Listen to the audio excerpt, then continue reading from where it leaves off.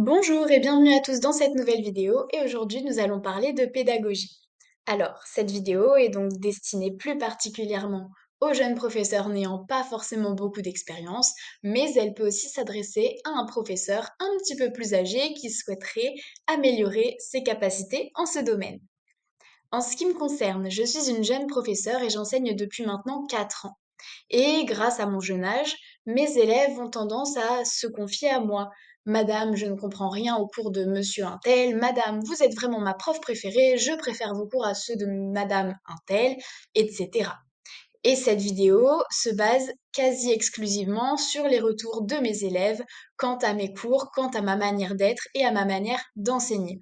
Puisqu'en effet, j'ai réfléchi à mon approche de la pédagogie et j'ai donc décidé de faire une petite vidéo qui va regrouper quelques petits conseils, puisque je suis extrêmement à l'écoute de mes élèves, donc j'arrive à savoir un petit peu ce qui leur manque et ce qui leur plaît le plus dans ma manière d'enseigner.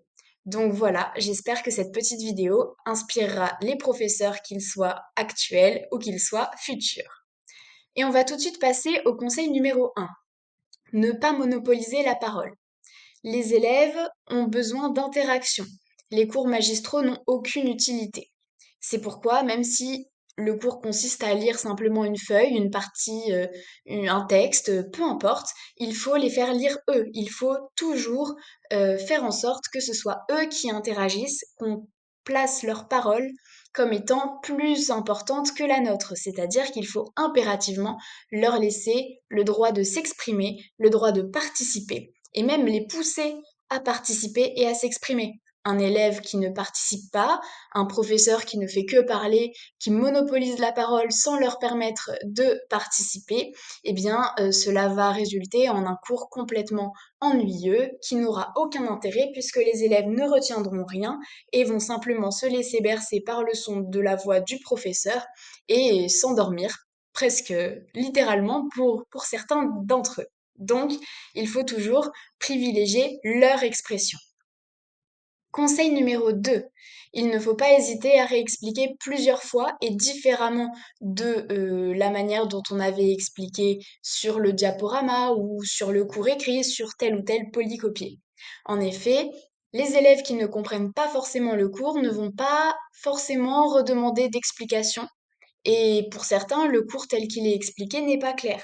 Alors c'est pour ça qu'il faut surtout pas hésiter à répéter les mêmes idées de manière un petit peu différente pour être sûr que tout le monde suive et que tout le monde ait bien compris. Ce n'est pas parce qu'ils ne posent pas la question qu'ils n'ont pas de question. Au contraire. Conseil numéro 3. Il faut toujours valoriser les élèves.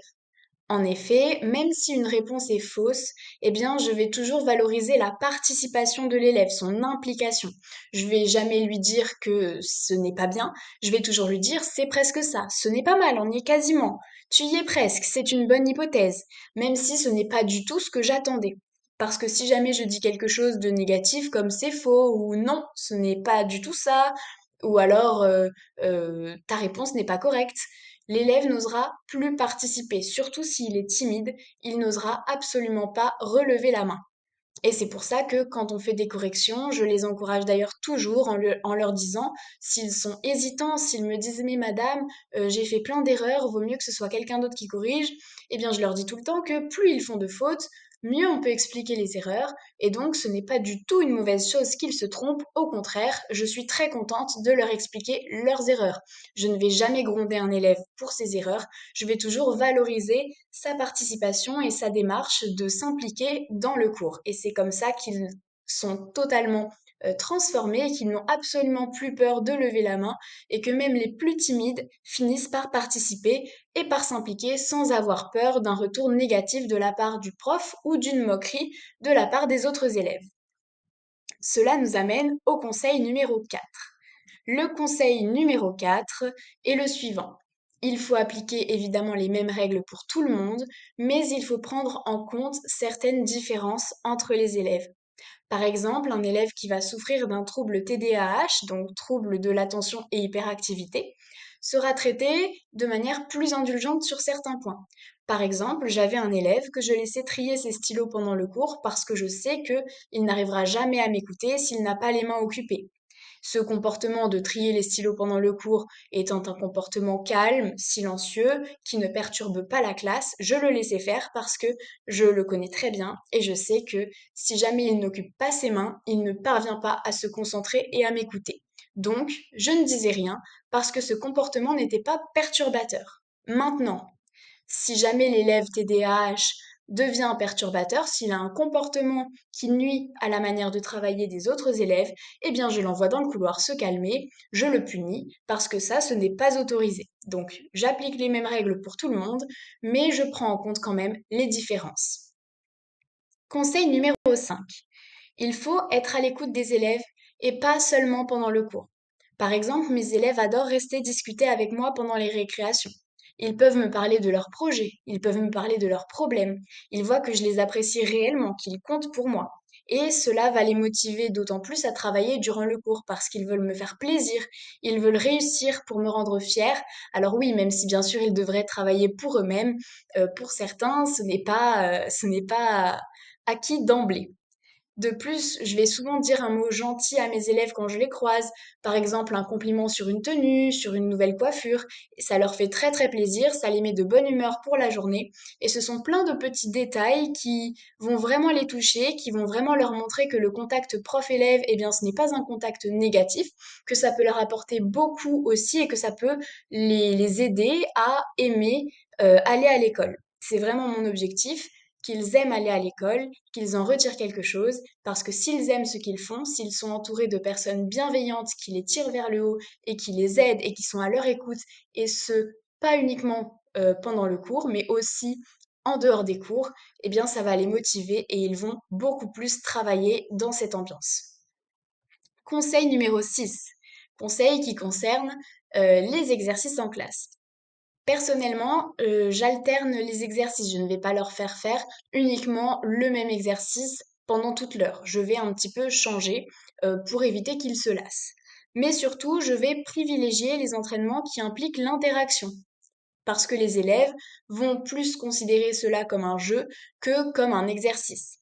Par exemple, au lieu de leur donner des phrases et de leur demander de repérer des figures de style, eh bien, je vais forcer chacun à choisir une figure de style. Je vais les obliger, leur demander de choisir une figure de style, de leur choix, d'écrire une phrase qui contient cette figure de style, de lire cette phrase à voix haute, et toute la classe essaye de deviner de quelle figure de style il s'agit.